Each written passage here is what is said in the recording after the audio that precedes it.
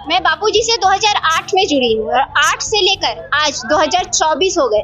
इतने आरोपों के बावजूद भी मैं नहीं हट रही हूँ। क्यों? क्योंकि मैंने बापूजी को सिर्फ नाम से या उनकी पहचान से नहीं माना है, उन्हें जान के समझ के माना है। और यहाँ इतनी महिलाएं आई हैं, सब ऐसे ही नहीं है, अंधविश्वास किसी का नहीं है, सबने जान पड़क के इस चीज पे उतरी है और आज तक बापूजी को मानते आई है। क्या एक लड़की के बोलने पर, जो कि 0 FIR केस है, उनके बोलने पर उन्हें दोषी करार दिया गया? हम इतने लोग जान रहे हैं तो हमारी आवाज नहीं सुनी जाएगी? अच्छा, आवाज तो दूर की रखा जाए, मानवाधिकार कहाँ गया? उम्र का नहीं देखा गया, बीमारी की नहीं देखी जा रही है। जब एक टेररिस्ट को, अरे अजमल कसाब जैसे व्यक्ति के लिए रात के 12 बजे सुप्रीम कोर्ट खुल सकती है, तो हमारे बापू को न्याय नहीं मिल सकता?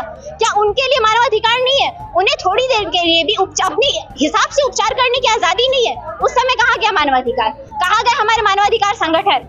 हमारा देश ऐसा है जहाँ बोला जाता है 99 दोषियों को छोड़ दिया जाए, पर एक निर्दोष को सजा नहीं होनी चाहिए। तो उसी देश में मानवाधिकार के तहत ना उम्र देखा जा रहा है, ना उनकी बीमारी की हालत को देखी जा रही है। टेररिस्ट को पैरोल मिल सकती है, सेलिब्रिटीज को पैरोल मिल सकती है, महीनों एक्सटेंड भी हो सकती है, पर हमारे गुरुदेव को, जो कि पूर्णतः निर्दोष है, उनकी कोई सुनवाई नहीं है। उन्हें एक दिन की भी पैरोल क्यों नहीं? उन्हें अपने हिसाब से उपचार की आजादी क्यों नहीं? ये हम सब पूछ रहे हैं। दूसरी बात, यहाँ इतनी महिलाएं और इतने संख्या में साधक आए हैं, ये सिर्फ एक है, इससे अधिक है, कई अधिक साधक है। और पूरे देश में इस तरह की न्याय यात्राएं निकल रही, जो कि मीडिया को अच्छी तरह से पता है।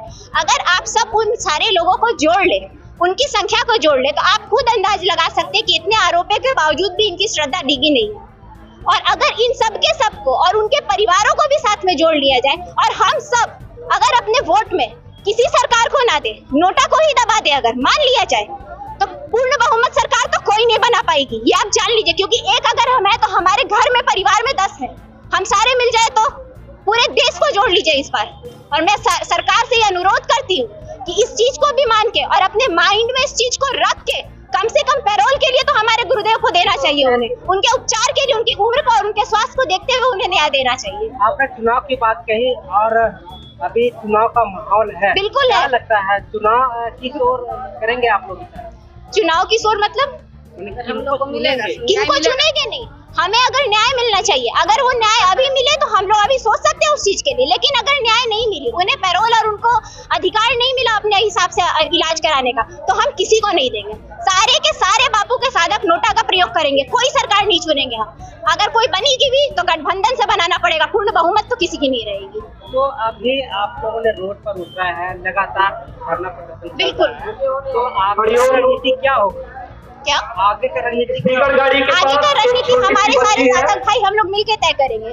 ये अभी जो है सामने, बस उसके हिसाब से हम लोग चल रहे हैं। अगर हम लोग इतने करने के बावजूद अगर हमारे गुरुदेव को कुछ भी सरकार के हिसाब कान में जू भी नहीं रहेंगी ना, तो इसके आगे की रणनीति फिर हम लोग तय करेंगे।